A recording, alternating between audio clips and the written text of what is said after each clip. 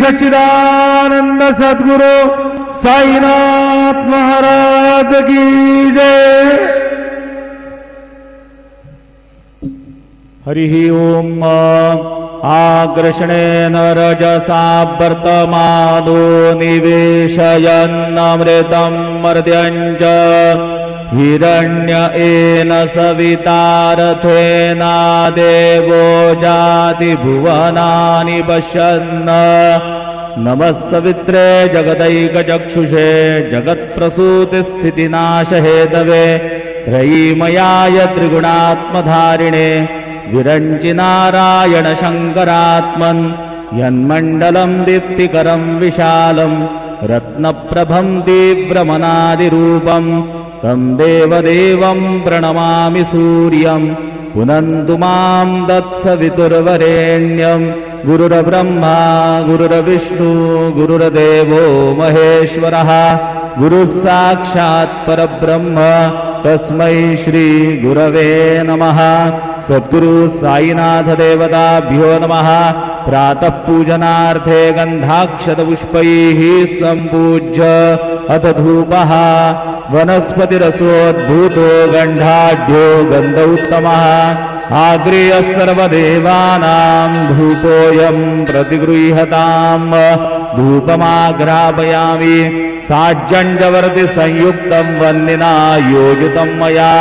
दीपं गृहाण देवेश त्रैलोक्यतिमिरापः।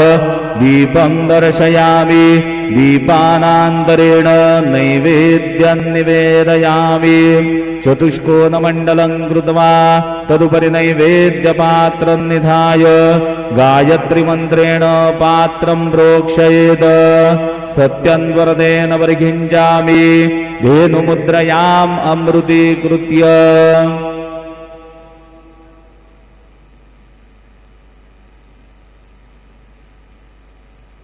ग्रासमुद्रया ॐ प्राणाय स्वाहा ॐ अपानाय स्वाहा ॐ व्यानाय स्वाहा ॐ उदानाय स्वाहा ॐ समानाय स्वाहा ॐ ब्रह्मणे नमः।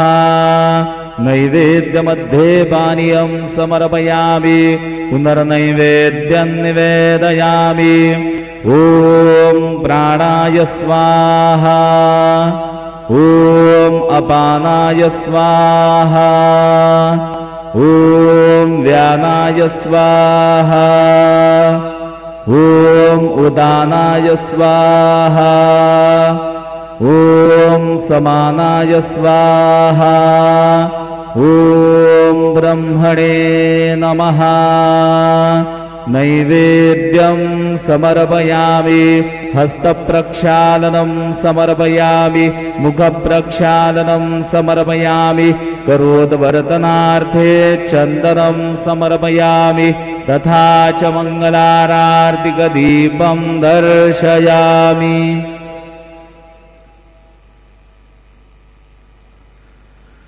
शिर्डी माझे पंढरपूर साई बाबा रमावर बाबा रमावर साई बाबा रमावर शुद्ध भक्ती चंद्रभागा भाव पुंडलिक जागा पुंडलिक जागा भाव पुंडलिक जागा याहो अवघे जन करू बाबांसी वंदन साईंसी वंदन करू बाबांसी वंदन कडू म्हणे बाबा साई गाव पाव माझे आई पाव माझे आई धाव पाव माझे आई। श्री सच्चिदानंद सद्गुरु साईनाथ महाराज की जय।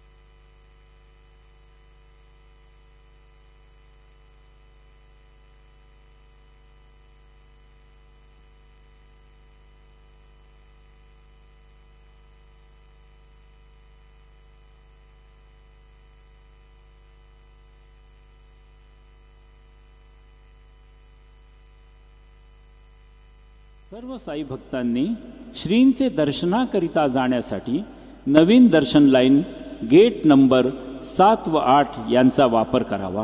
तसेच VIP पास धारकांनी नवीन दर्शन लाईन गेट नंबर 6 चा वापर करावा। सभी